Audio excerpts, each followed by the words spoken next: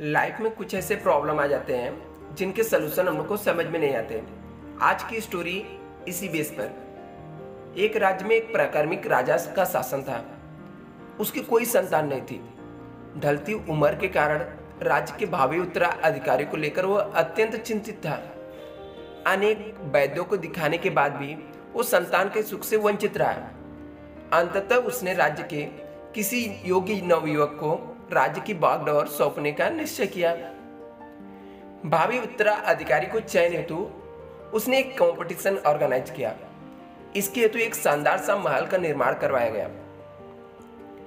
महल के दरवाजे पर गणित का एक समीकरण लिख दिया गया और ऐसा घोषणा कर दिया गया कि जो भी नवयुवक एक समीकरण को सॉल्व करके दरवाजा खोलेगा उसको एक महल उपहार में दे दिया जाएगा और उसको राज्य का उत्तराधिकारी घोषित कर दिया जाएगा। ये घोषणा सुनने के बाद सुबह से लेकर शाम तक नवयुवकों का तांता लगने लगा। लोग आते, समीकरण सॉल्व करने की कोशिश करते। कुछ लोग तो उस समीकरण को लिख कर घर पर लेकर जाते, याद कर कर घर पे लेकर जाते और घर पर भी प्रयास करने के बाद वो असफल रहते हैं।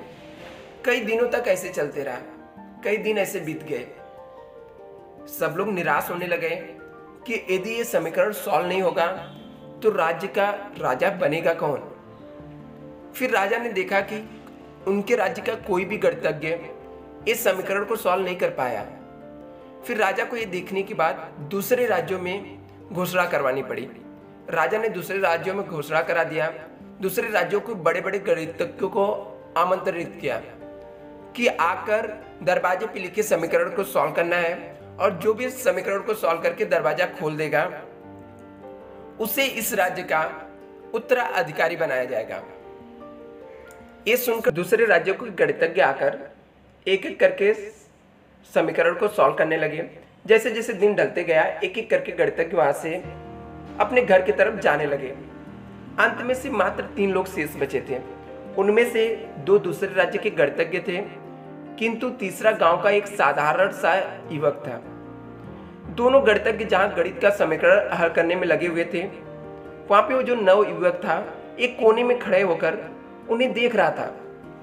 राजा ने जब उसे यूं ही खड़ा देखा तो पास बुलाकर पूछा, तुम दरवाजे पर अंकित समीकरण को हल क्यों नहीं कर रहे हो? युवक बोला, महाराज, मैं तो बस यूं ही इन नामी गिरामी गणितज्ञों को देखने आया हूं।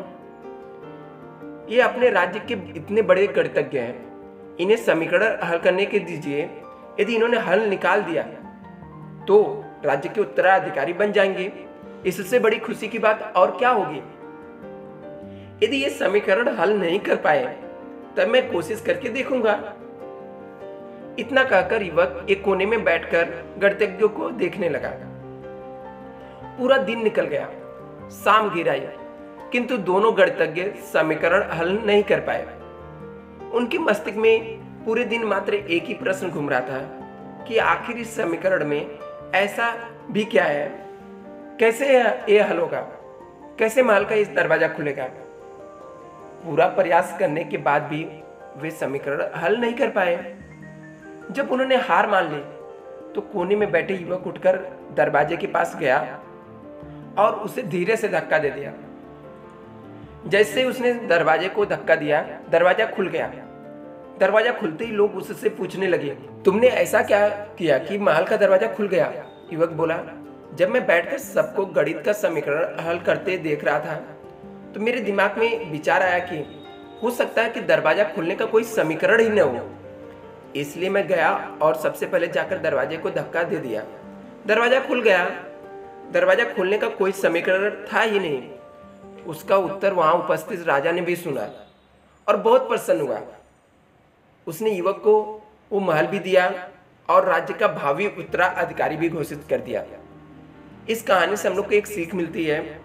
जिंदगी में हम कई बार ऐसी परिस्थितियों में फंस जाते हैं जब हमें लगता है कि हमारे सामने पहाड़ जैसी समस्या है, जबकि वास्तव में कोई समस्या होती ही नहीं, या होती भी है तो बहुत ही छोटी सी, लेकिन हम उसे बहुत बड़ा बनाकर उसमें उलझे रहते हैं। बाद में उस समस्या का समाधान अपने आप ही निकल जाता है, या फिर थोड़े से प्रयास के बाद तब हमें एहसास होता है इतनी सी समस्या के लिए हमने कितना समय बर्बाद कर दिया।